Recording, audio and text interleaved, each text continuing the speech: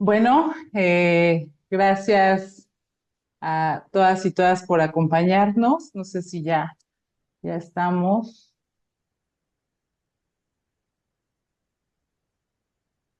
¿Sí? Muy bien. Pues bueno, gracias. Es que me parece que solo se ve la pantalla negra en redes, o no sé si yo lo estoy viendo así. Muy bien. Gracias a todas y todos por acompañarnos el día de hoy. Este 10 de abril, en el 10 de cada mes, un proyecto conjunto del Instituto Nacional de Psiquiatría Ramón de la Fuente Muñiz, con Mentalizarte y en esta ocasión con la participación de AMPI, que es la Asociación Mexicana de Psiquiatría Infantil. Mi nombre es Gabriela Cortés Meda, psiquiatra infantil y de la adolescencia, adscrita a este instituto y también socia de AMPI. El tema que se abordará el día de hoy es Criando con Intención, estrategias para promover la salud mental desde la infancia. Y bueno, antes de presentarles a nuestro excelente invitado y ponente, quisiera que recordemos que, bueno, el tema de hoy, crianza, hablar de crianza es muy interesante, pero también es complejo, pues involucra una serie de factores individuales y sociales, así como aspectos relacionados con los conocimientos, las creencias, las actitudes y las prácticas, además de la influencia cultural de mamás, papás y otros cuidadores. Sabemos que las principales tareas, entre otras, son proporcionar el amor y los cuidados necesarios a lo largo de la infancia, principalmente para que nuestras niñas y niños aprendan a establecer relaciones saludables y se desarrollen en los diversos ámbitos de su vida emocional, social, que estudien, posteriormente trabajen y prosperen. Así que sin más, en esta ocasión contamos con la participación del doctor Jorge Luis Reque Paz Soldán. Él es médico graduado de la Facultad de Medicina de la Universidad Mayor de San Andrés en La Paz, Bolivia. Tiene la especialidad de psiquiatría en el Hospital de Psiquiatría Doctor José María Alvarado en Caja Nacional de Salud y la especialidad de psiquiatría forense por la Universidad Mayor Real y Pontificia de San Francisco Javier de Chuquisaca. Además, vino a México a hacer la subespecialidad en psiquiatría infantil y de la adolescencia en el Hospital Psiquiátrico Infantil Dr. Juan Navarro. Tiene formación en psicopedagogía, en educación superior, neurociencias, neurodesarrollo infantil, mecánicas y desarrollo de videojuegos. Es también docente de la residencia médica en la Caja Nacional de Salud de la Orden Hospitalaria San Juan de Dios. Es miembro de la Sociedad Paceña de Psiquiatría y Pediatría, miembro de la mesa directiva de la Asociación Mexicana de Psiquiatría Infantil y director del Movimiento de Salud Mental Infanto-Juvenil en La Paz, Bolivia. Muchas gracias por estar con nosotros el día de hoy, doctor Reque. Y bueno, para dar inicio, me gustaría hacerle una pregunta, o sea, para todas las que nos acompañan y nos acompañan. ¿Cómo se define la crianza con intención y cuál es su relevancia en el desarrollo de las niñas y los niños? Hola, muy buenas tardes. Pues ante todo, muy agradecido y feliz por la invitación. Un enorme abrazo a toda la República de México. Siempre es para mí muy emocionante que sea considerado para este tipo de pláticas. Y bueno, el tema del día de hoy es un tema del día a día en la consulta de la salud mental infantil. Si hablamos como crianza, una definición sólida, googleándola, buscándola, no existe porque realmente es un consenso de varias situaciones que varios profesionales durante mucho tiempo han ido analizando, ¿no?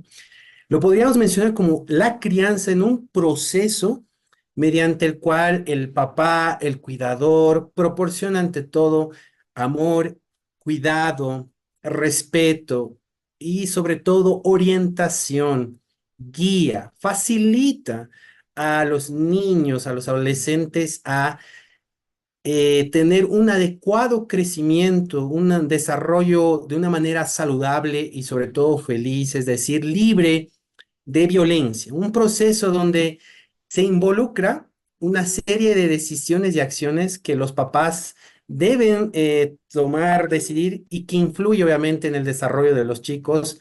Y aquí viene lo más interesante, es decir, desde la infancia hacia la adultez. Como uno dice, o acá también lo vemos, uno nunca deja de ser papá y este acompañamiento involucra que al tema actual, referirnos con intención, hablamos de este proceso, ¿no? Que implica tomar decisiones basadas en un método de crianza. Y esto hace que dejemos a un lado la improvisación continuamente, hagamos de un lado la violencia, la crítica, en todo sentido, en el acompañamiento de nuestros hijos y que podamos reaccionar como padres de una manera eficiente y sobre todo, yo creo, dejar de seguir patrones de crianza que se heredan de la familia en el tipo, así me han educado, así lo voy a hacer. A mí mi papá me golpeaba, mi mamá también me reñía y eso me ayuda mucho.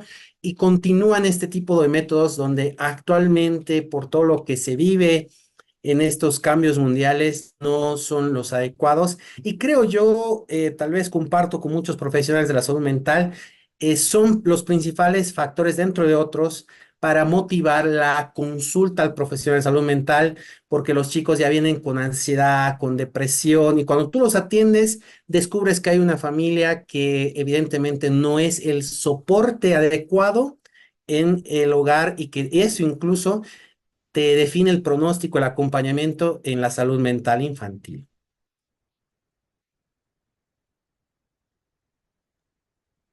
Muchas gracias, doctor. Que sí, bueno, eh, como bien decía usted, hablar de crianza, ¿no? Y decíamos, es un tema pues bastante amplio, porque no hay una definición, digamos, estandarizada, ¿no? Y parte de las bases como amor, seguridad y la intención de lo que queremos enseñar o que queremos transmitir, ¿no? A nuestras hijas o hijos. Y me parece que aquí es donde viene esta crianza con intención, a veces a ser consciente también como adultos, ¿no? Lo que traemos, ¿no? Como fuimos criados y a ser más consciente de qué queremos transmitir ahora.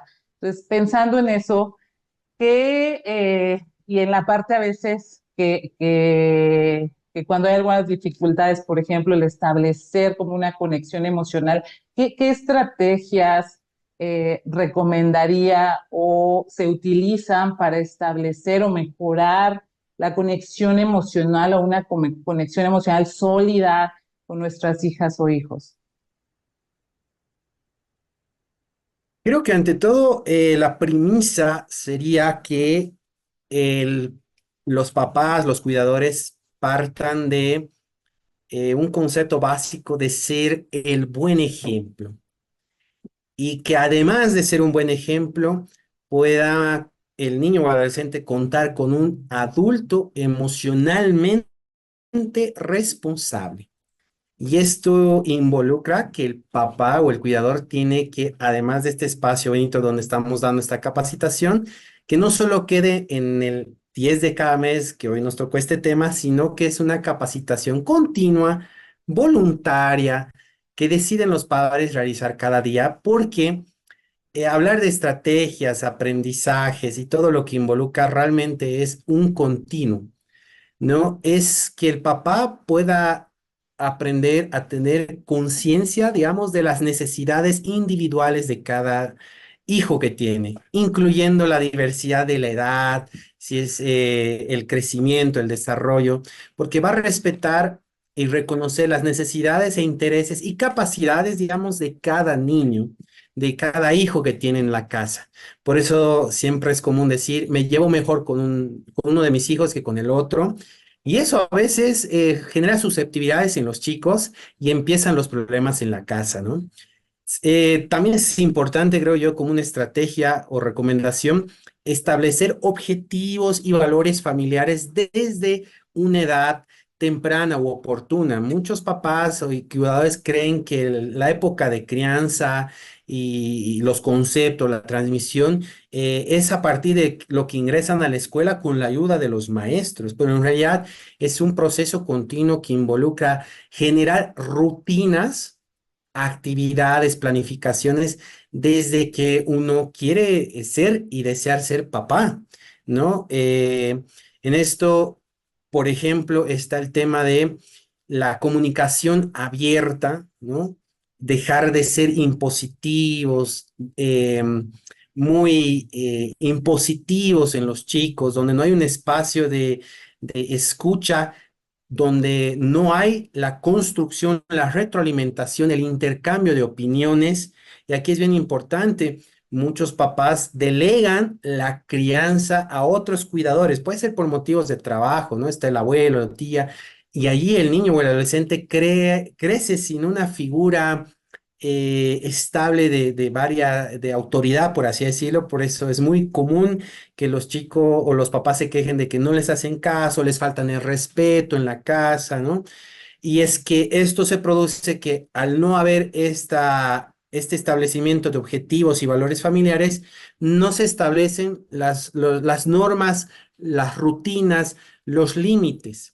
No llegan a ser claros, consistentes, no hay una proporción de seguridad y previsión de el conflicto en la casa, y por eso se improvisa y todo el tiempo hay gritos entre los adultos cuidadores, y eso se transmite también a los chicos. Por eso no hay un adecuado canal de comunicación y de crianza, y sobre todo esto deriva a que la falta de estrategia sería que no hay un fomento del desarrollo emocional y social. No se apoyan en el desarrollo de habilidades emocionales y sociales cuando no hay una familia y estructura organizada en la casa. Esto hace, por ejemplo, que se debilite la estimulación de la empatía, la resiliencia, el autoestima, y en vez de que haya un hogar con cuidado, amor, afecto, orientación, hay todo lo contrario, ¿no? La violencia psicológica, física, que no permite el desarrollo de estas estrategias o recomendaciones. Muchas gracias. Sí, ahorita, bueno, todo lo que comentabas, la parte también de la empatía, ¿no? Pues también dependiendo de la edad de nuestras hijas o hijos, prever, ¿no? Me parece que también el pensar en creando con intenciones, también prever ciertas situaciones, a veces desde la mañana, desde que van a salir a la escuela, ya salen peleando, ¿no? Que porque no te apuraste, que porque el uniforme, el desayuno, etcétera. Entonces, prever también estas situaciones, ¿no? Para no iniciar el día, pues ya como peleando, ¿no? O quizás con cierta molestia como adultos, pues tenemos esa posibilidad de prever para, pues, ayudarles también a ir estableciendo rutinas y partiendo también, pues, desde la empatía. Y bueno, pensando en esto, también cómo favorecer, doctor Reque, o fomentar el desarrollo de la autonomía y la responsabilidad en las niñas y los niños desde una edad temprana.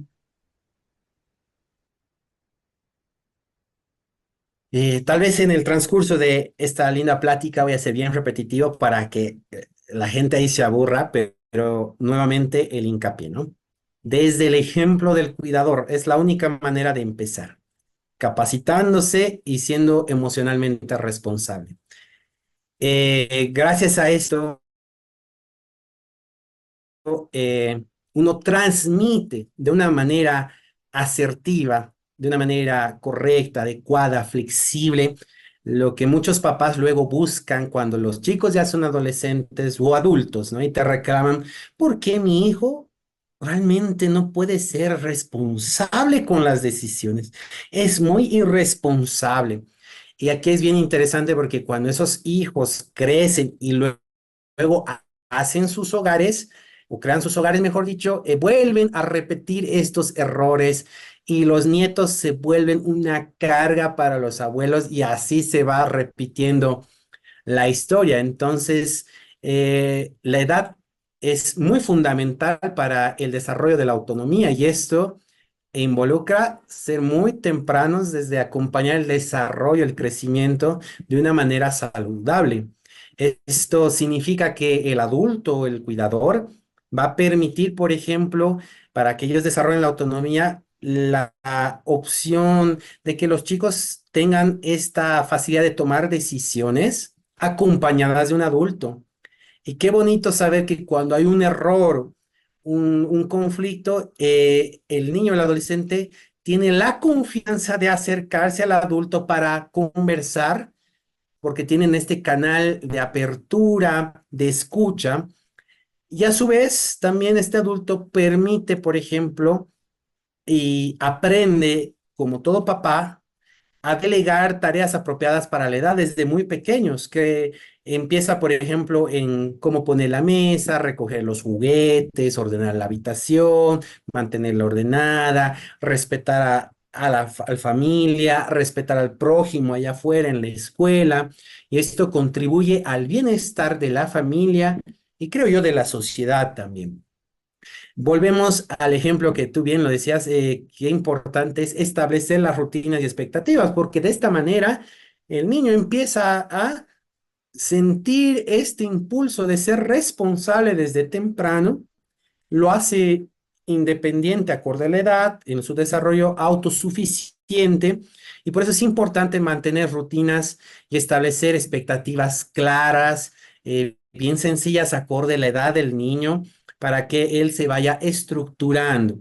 Ahí, por ejemplo, decías establecer horarios regulares para la comida, el baño, el tiempo del juego, el tiempo de hacer la mochila, la ropa un día antes de ir a la escuela para que no sea todo improvisado y sobre los gritos y tener un día malo, y que esto es bien interesante como somos seres, los seres humanos somos muy sociales, se va replicando la parte negativa. Un adulto que ha renegado en casa y sale enojado, llega al trabajo y descarga todo con la persona menos equivocada y así. Y es al revés, en el trabajo sales muy enojado, llegas a casa, el niño no hizo la tarea, por ejemplo, y empieza el conflicto, las discusiones, ¿no? Entonces, pues bien importante repetir, realzar el establecimiento de rutinas, de expectativas claras que buscamos en las responsabilidades que vamos delegando a nuestros hijos acorde la edad, pero sin una manera impositiva. Da el espacio a que negociemos. Qué importante es esta palabra de negociar con los chicos, de decir, ¿qué te parece si tú realizas tu habitación de tal hora a tal hora? ¿Qué opinas tú? No, ya no estoy diciendo, tú vas a ordenar de tal a tal hora y luego vas a diseñar de tal a tal hora. A nadie le gusta que lo impongan de esa manera. Por eso, como seres humanos, es normal sentir esas ganas de ser rebeldes. Nos rebelamos ante una autoridad que me está sobrepasando y me molesta emocionalmente. Y de ahí muchos papás luego van entendiendo de que la misma forma en la que crían les está generando estos problemas de conducta en casa, ¿no? Y muchos papás en este tema de querer criar sin ser capacitados son muy impositivos y descuidan incluso, en uno de estos acápites importantes de esta pregunta sería el celebrar el esfuerzo, el progreso que hacen los chicos. Todos los papás quieren que hagan cambios de la noche a la mañana y si no lo hacen, todo ha ido mal, ¿no? No sirven y a muchos papás incluso se suben de tono, demigran, insultan a los chicos, a las parejas, a los otros cuidadores. Entonces, se olvidan de elogiar el esfuerzo mínimo que hace un niño, que eso permite el desarrollo, el progreso de la autonomía, la suficiencia que estamos hablando, la responsabilidad, el apapacho, el cariño, el beso como premios primordiales fuera de lo material, son, creo yo, los estándares para permitir el desarrollo temprano de la autonomía y la responsabilidad. Aquí, un paréntesis, todo es claro con el ejemplo del adulto. No puedes permitir a un niño, adolescente, exigirle que sea responsable, autosuficiente si el adulto no lo es en su propia vida. Y además, utilizamos, creo yo, la violencia como un método de crianza. Gracias, doctor. Y sí, ahorita que comentabas todo esto, recordar también que el desarrollo psicológico va mucho más lento que el desarrollo físico, ¿no? Y entonces, por ejemplo, entre los 2, 3 años, de acuerdo a todos los estudios que se han hecho en el desarrollo psicológico, todas las teorías que hay sobre la primera infancia, ¿no? En donde vemos los primeros esbozos del desarrollo de la autonomía cuando ya entre los 2, 3 años empiezan a utilizar más el no, cuando ya, o sea, comen solos, cuando se quieren cambiar solos o solas. Y a veces pues es que encontrar un equilibrio también no es sencillo. Sí, me parece que aquí también tenemos que hacer una pausa, ¿no?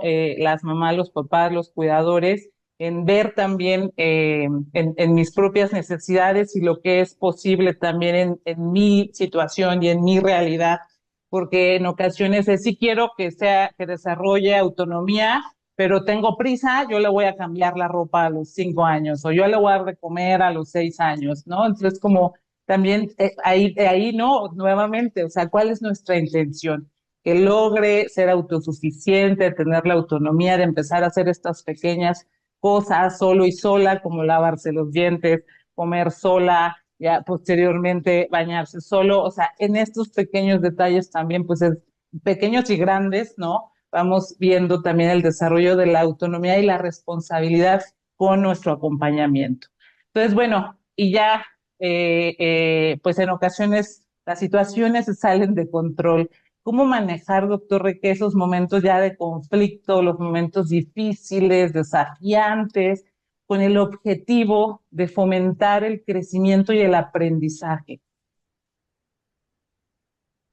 Sí, justamente en lo que comentabas, se me vino a la cabeza este tema tan, a veces es un gran detalle que se nos pasa.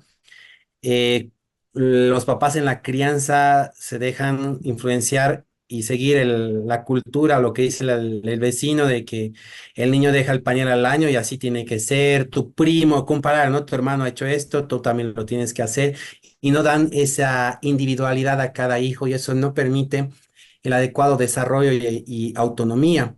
Y un tip bien importante que influye en el impacto psicológico de este desarrollo antes de que se me olvide, eh, qué dañino es que los papás, por ejemplo, duerman todavía con los hijos en la misma habitación, peor es si es en la misma cama, más allá de los 3 años, y peor si están en de adolescentes y todavía no hay este espacio de separación, de individualidad. Incluso puede generar mucho debate, pero para mí llega a ser hasta a veces un riesgo de exponerlos a violencia del tipo sexual, etcétera, por el tema del acercamiento, no hay esta separación, los espacios, ¿no?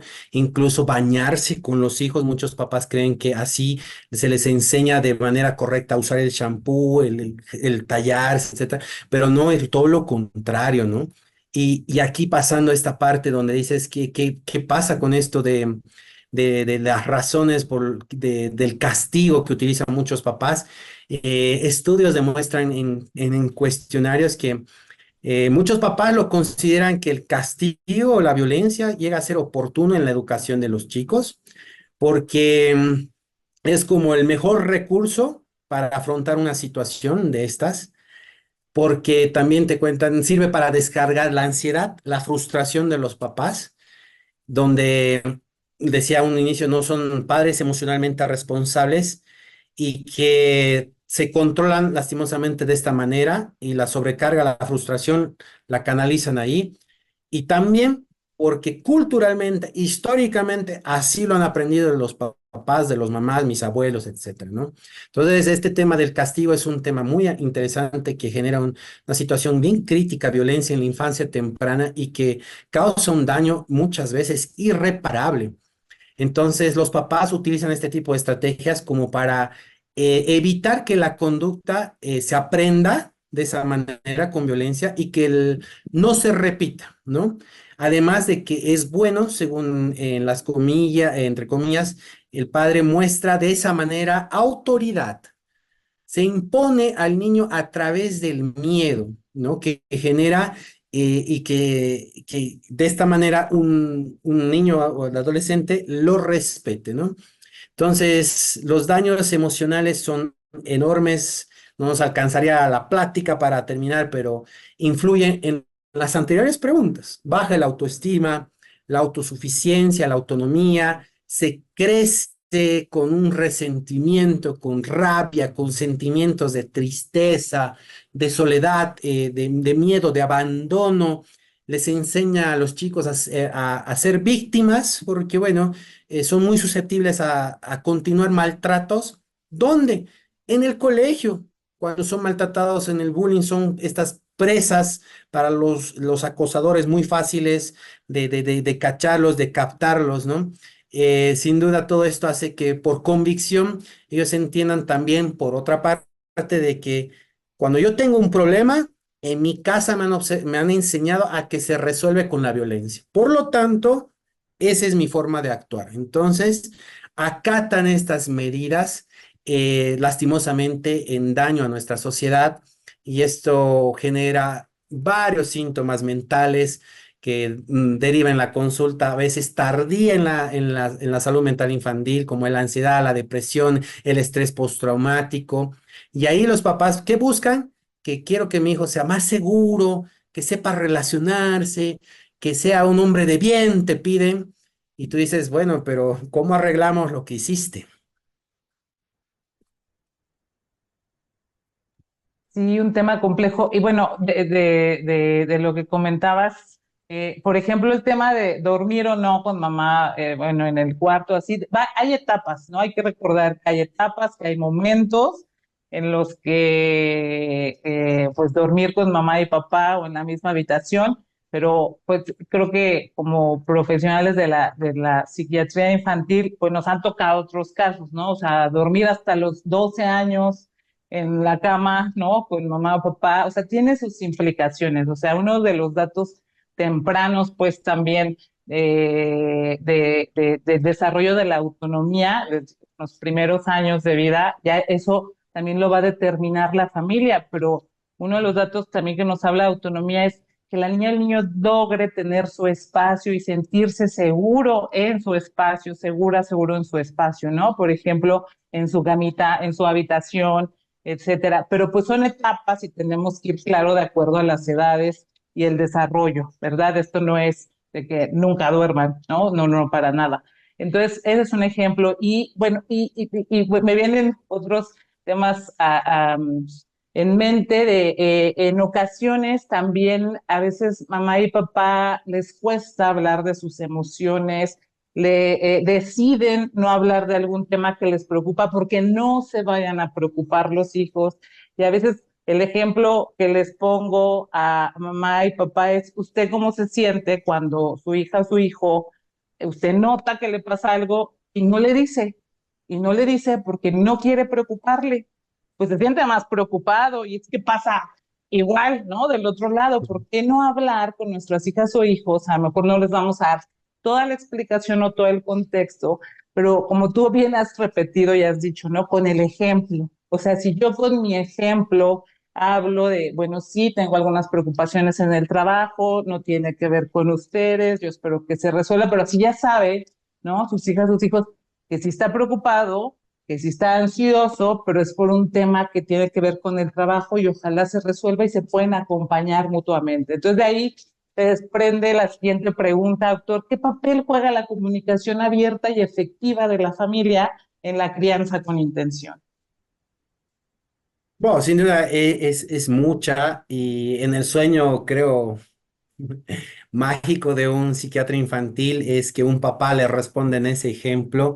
Sí, hijo, estoy con muchas preocupaciones, pero no te preocupes, esto también lo voy a platicar junto a mi terapeuta, así como tú también tienes el tuyo, ¿no? O sea, la versión realmente es totalmente diferente porque aquí se acostumbra mucho a que como el niño que está con ansiedad y depresión, solo él va a ir a terapia y a su atención. Los papás no necesitan, y los hermanos no, porque el niño enfermo o el que está malito es el que está yendo a terapia, yo no necesito. Yo hago caso a lo que al último me recomiendan, ¿no? Entonces esas cosas también influyen y cortan este canal de comunicación, porque no permite a un papá desarrollar habilidades de comunicación para ser el soporte de sus hijos en casa.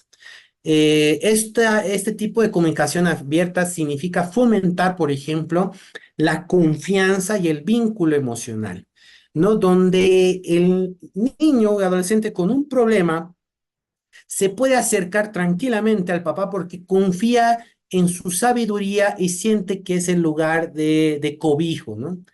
Pero ¿qué es lo contrario que está sucediendo hoy en día? Cuando el chico le cuenta, por ejemplo, que se siente muy mal porque le ha dejado el novio, la novia o sus amiguitos se han enojado por una cosa que para un adulto puede parecer muy tonta, por así decirlo, los papás se ríen de ellos, se burlan. Le dicen, ay, de eso te estás poniendo mal, ¿qué te pasa? Ya, a ver, yo tengo cosas más importantes, no me molestes, por favor, ¿no? Entonces, un papá tiene que dejar de sentirse como el adulto autoritario y, como diríamos, bajar al nivel, a la altura de mis hijos y entender de que, y no olvidarnos de que nosotros también fuimos bebés, niños y adolescentes que teníamos estos problemas. Y ahí qué importante es que uno diga, ¿qué me hubiese gustado a mí que haga mi mamá, mi papá ausente o mi papá, o qué me hubiera, creo yo, ayudado? Entonces esto facilita la comprensión mutua, ¿no? El sacarnos estos lentes de adultos y sentirnos y recordar esas épocas que también para nosotros eran problemáticas estas situaciones. Y así también el papá va a poder promover, por ejemplo, en este tipo de comunicación, la resolución de conflictos de una manera constructiva. Siendo abiertos, siendo afectivos, nos permite ser efectivos. Entonces, escuchar las perspectivas de los hijos, donde tú le permites decir, ¿y cuál crees tú que hubiera sido la mejor solución? ¿Qué sugerencia tienes tú sobre este problema? Quisiera escucharte. Quiero conocerte, hijo, ¿qué opinas de esta situación? ¿No? Entonces, todas estas preguntas permiten este canal de comunicación, va a fomentar el desarrollo emocional mutuo, porque así como el hijo se expresa, el papá también abre este canal de comunicación y en ese canal vamos a permitir transmitir los valores, las creencias de la familia, porque ya tal cual hay un canal donde podemos transmitir las expectativas, los valores, la confianza, la responsabilidad y llegar hasta lo que uno desea, porque el punto final de lo que uno busca es la disciplina, pero el concepto quizás está un poco perdido. Disciplina para los autores de varios temas en esto significa que mi hijo, con todo lo que yo estoy trabajando, es un ser disciplinado. Es decir, yo puedo contar con él como una persona que se disciplina, que lo integró los valores, las normas en el colegio, que él sabe que hay que ser respetuoso, que puedo contar en él, en ser moral, en ser ético, en ser responsable con su entorno, que el día de mañana voy a tener un adulto ético, moral, responsable, disciplinado, que respeta las normas sociales en el supermercado, en el cine, en el trabajo, etcétera. Por eso la primera pregunta decía, es algo que nunca dejamos de impartir en cuanto al crecimiento y que es hasta la adultez y cerraría con principalmente en este canal que ya se transmite esto, eh, se consolida gracias al aprendizaje y la reflexión. Esta comunicación permite que el aprendizaje hay la apertura de discutir ideas, compartir experiencias, aprender unos a otros. Y esto no solo es de papá a hijos, sino gracias a las escuelas de padres, a las fundaciones que se enamoran de esta parte de la crianza, el desarrollo, permiten tener espacios de continuo aprendizaje entre mismos papás y por eso les decía, la capacitación llega a ser continua y no solo termina, por ejemplo, en esta charla del día de hoy que nos correspondía, ¿no?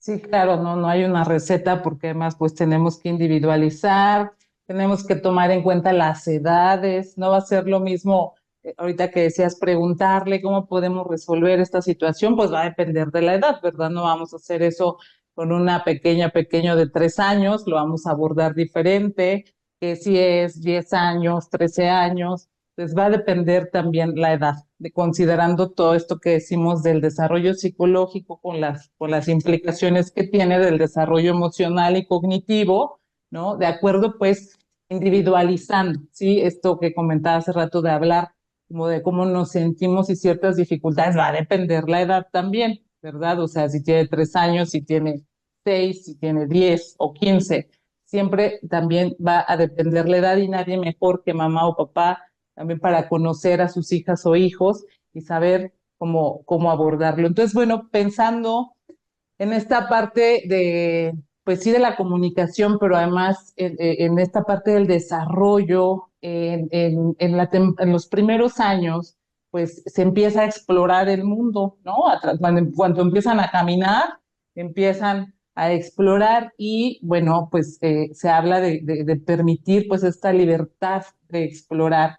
Pero hasta dónde, o sea, cómo encontrar un equilibrio, porque luego vemos a niñas, niños pues sí, explorando en la sala de espera del consultorio, que es nuestro ejemplo, pero los vemos también en reuniones, en restaurantes, o sea, hasta dónde es esta libertad, ¿no? Encontrar un equilibrio con lo que llamamos como límites, ¿no?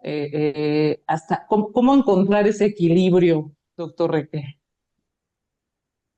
Una pregunta, creo yo, muy complicada porque está sumado, creo yo, al factor del aprendizaje también que tienen los papás en cómo encontrar el punto de estar agradable con mi familia y que puedo y tengo la confianza de que mi familia siente que hay un buen canal de comunicación entre todos, que nos contamos nuestros problemas, que nos contamos las soluciones y encontrar ese límite dentro de la exploración hace, como les decía, que un papá siempre tenga que está presente eh, en la vida de los chicos, que no es ausente. Es importante que el estar presente va a permitir, por ejemplo, saber qué le gusta a mi hijo, qué actividades le agradan, qué le gusta cuando está aburrido y, por ejemplo, cuál hasta es su talento. En este ejemplo que tú mencionabas, está explorando en la sala de espera, todo.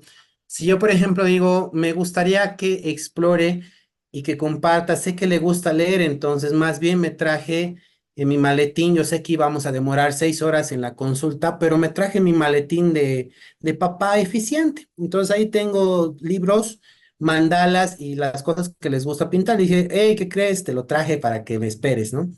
Entonces, esos momentos también sirven de fomento del desarrollo de la crianza, de esta exploración, donde yo reconozco también en base a la estructura de mi hogar, sin duda, mi crianza, mi ideología, mi espíritu, todo lo que yo quiero como hogar, me permite también reconocer en este camino que para mí ya sería un peligro en su exploración. Es decir, esta acción, esta actividad, esto que tú quieres hacer, no es parte de los principios y valores que compartimos en este hogar.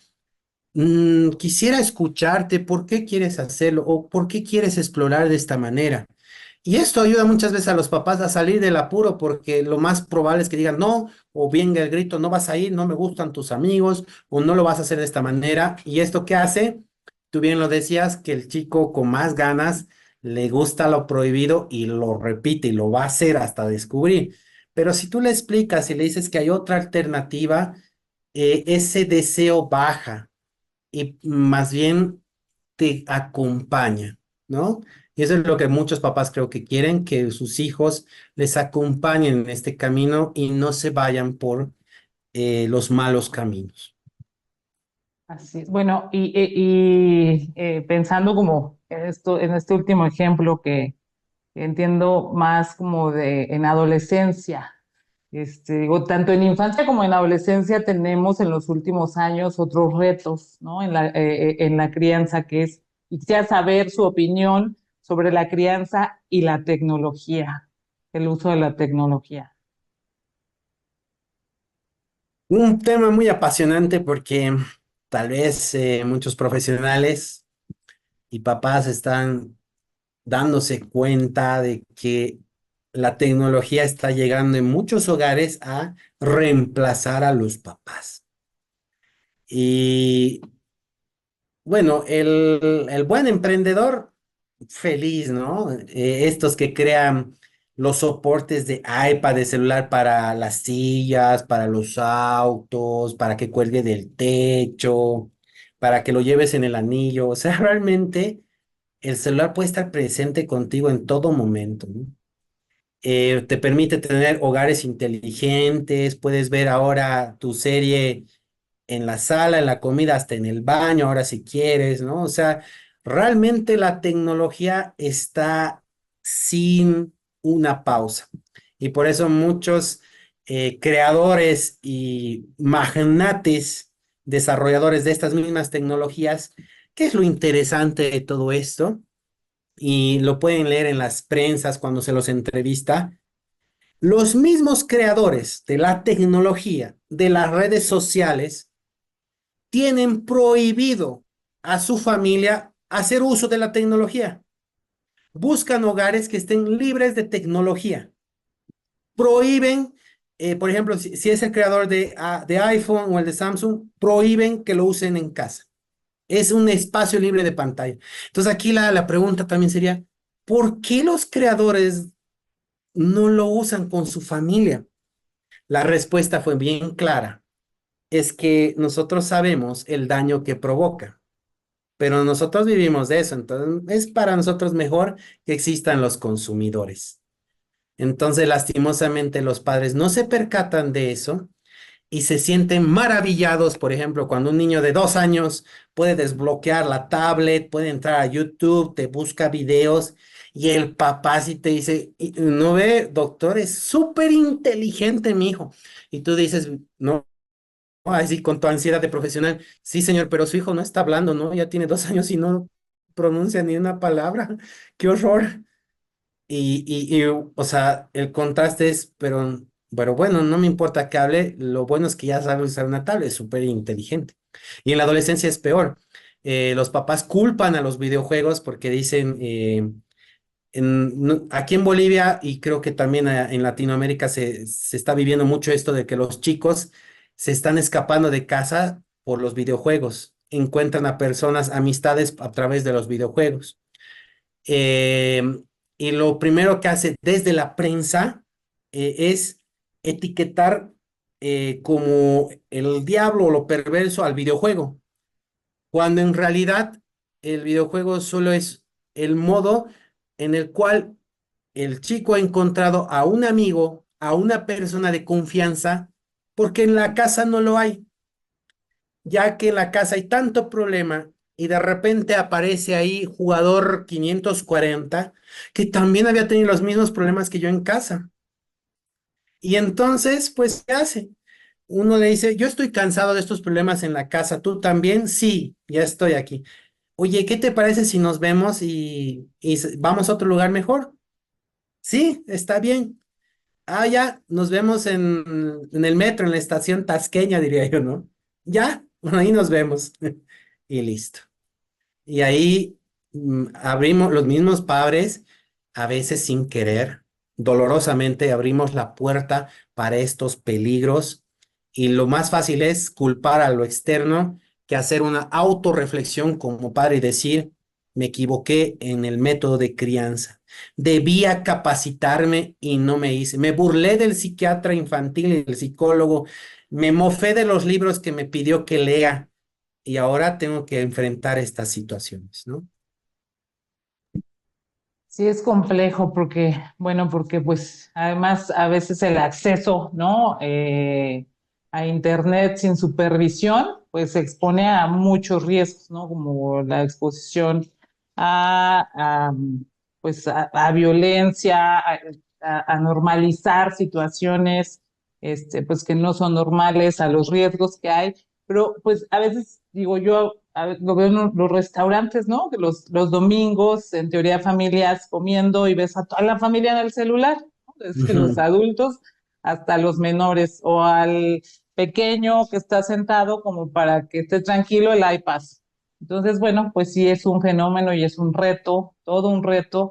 Pero bueno, pensando en esto, que no es lo mismo que ponerle un iPad, en un juego en el iPad o en el celular, a realmente involucrarnos en el juego, la diversión. ¿Usted considera que incorporar el juego y la diversión forma parte de la educación y la crianza?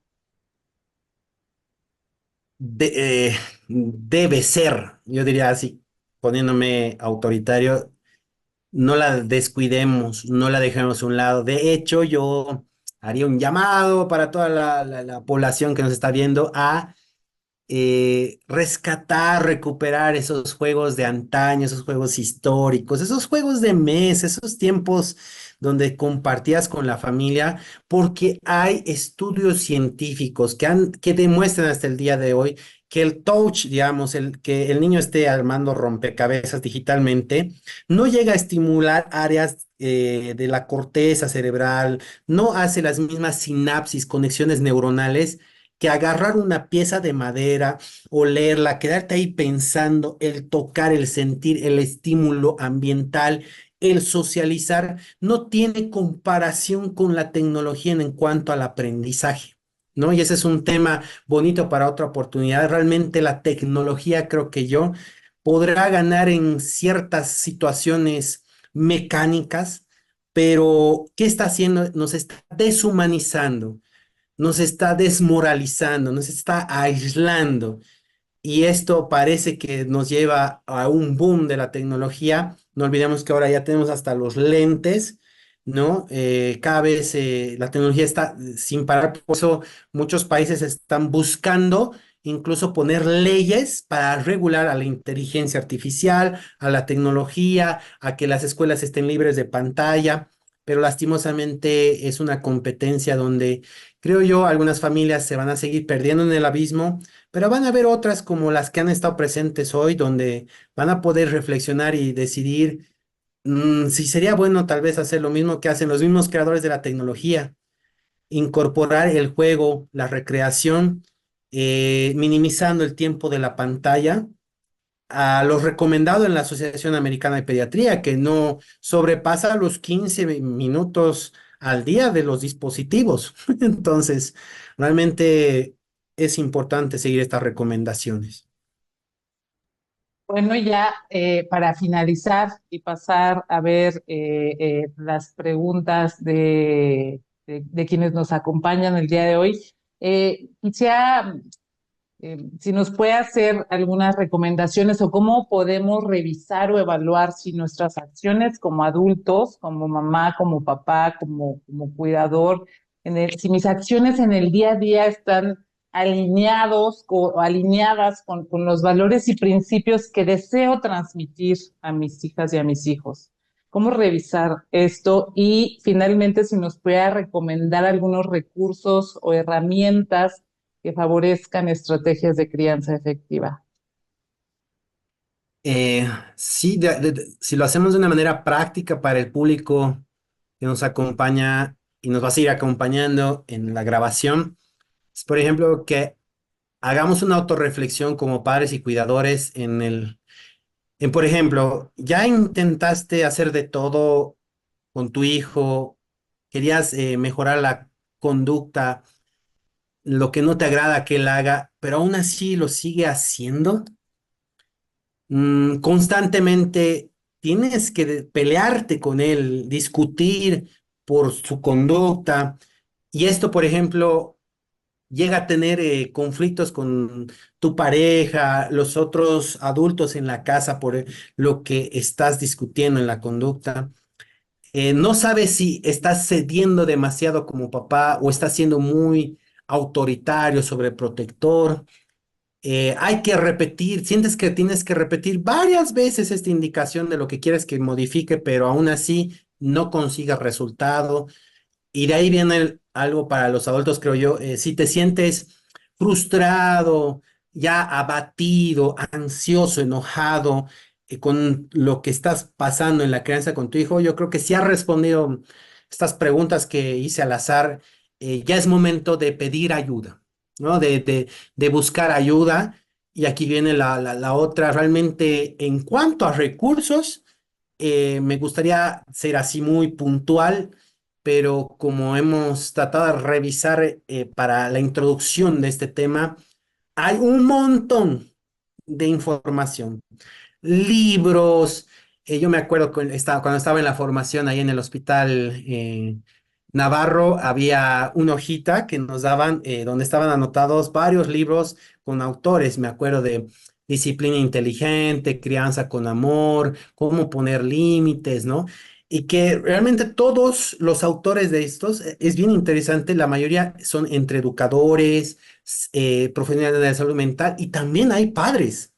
Te cuentan la historia ahí, son padres que han vivido el mismo camino porque siento a veces que los papás escuchan más a un otro papá que pasa lo mismo y pueden congeniar en eso. De ahí que se han creado las escuelas de padres y como escuelas de padres creo que realmente hay un montón de nombres y aún así como profesionales nosotros, ¿qué tratamos de hacer? Por ejemplo, con AMPI tenemos una página donde trata de reunir este tipo de materiales, hacer este tipo de charlas. Entonces, la buena noticia para los papás es que creo yo pueden tener un abanico de informaciones de libros, nada más meterse al buscador.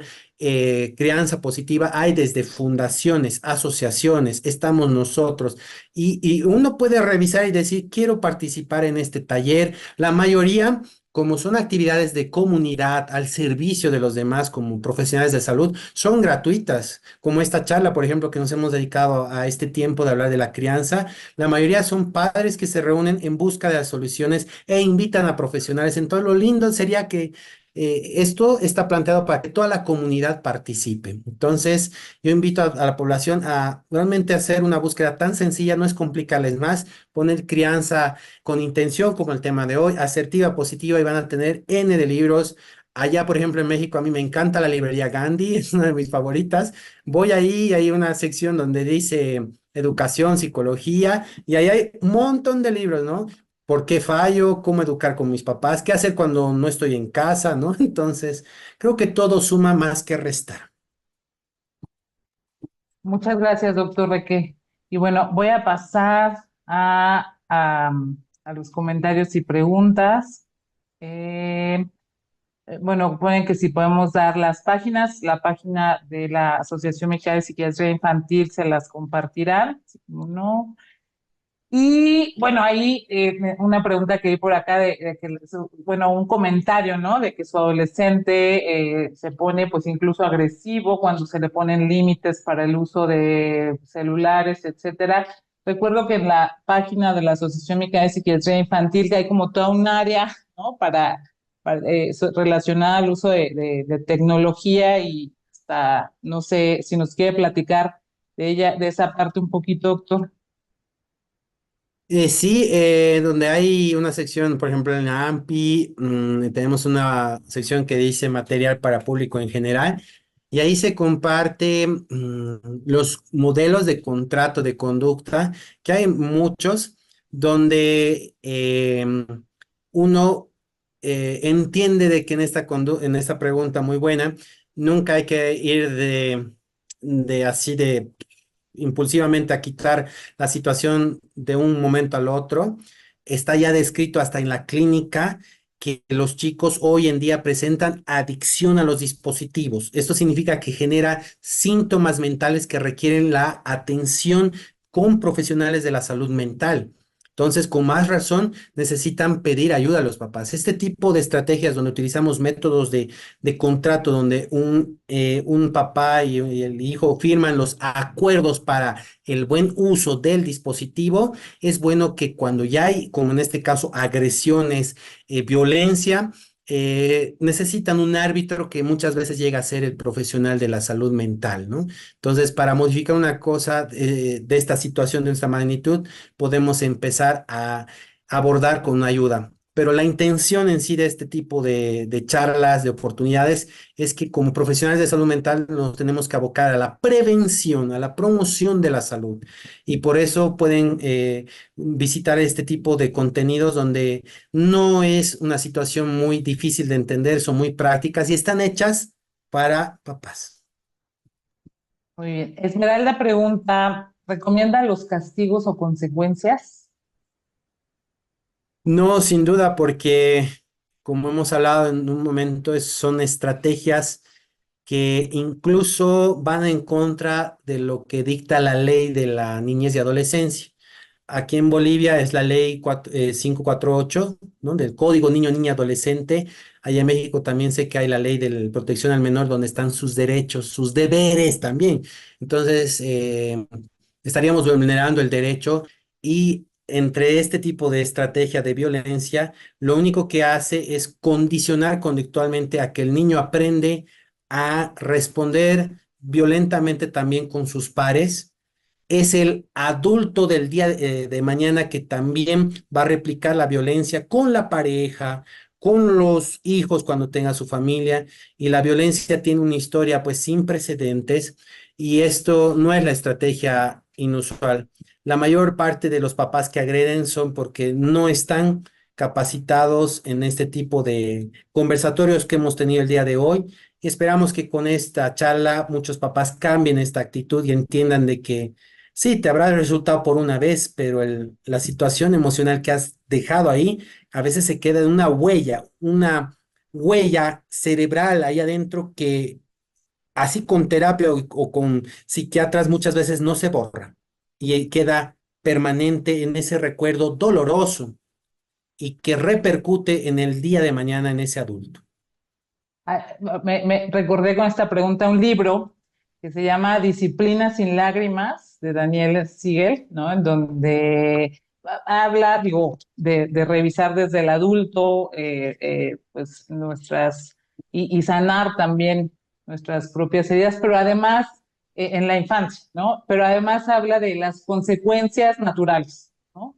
El permitir, porque bueno, las acciones tienen consecuencias, pero no habla así de castigos, habla de consecuencias naturales. O sea, si yo no me apuro o no hago mi rutina matutina y no alcanzo a desayunar, me voy a ir sin desayunar a la escuela. No es una consecuencia natural, ¿no? Pero no, no es con amenaza, no es salir peleando les decía desde temprano, etcétera. Entonces, bueno, creo que ese es como tú bien decías, hay muchos buenos libros también y herramientas que podemos encontrar, pero bueno, esta podría ser una recomendación. Otra pregunta que nos hacen es eh,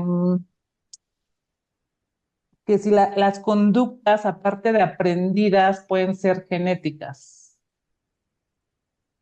Qué linda pregunta. Y yo creo que hoy la ciencia está hablando de términos como la neuroepigenética, ¿no? Muchas de las enfermedades mentales están siendo más respaldadas por la herencia genética. Y uno de los temas que a mí me apasiona en el área forense, donde está el tema de los niños o adolescentes agresores, los psicópatas infantiles, sin duda está cada vez más respaldada de que el adulto que ha crecido en violencia, que responde de una manera violenta, que es un sociópata, que llega a ser un psicópata disfrazado, cuando tiene familia, la genética sí se hereda.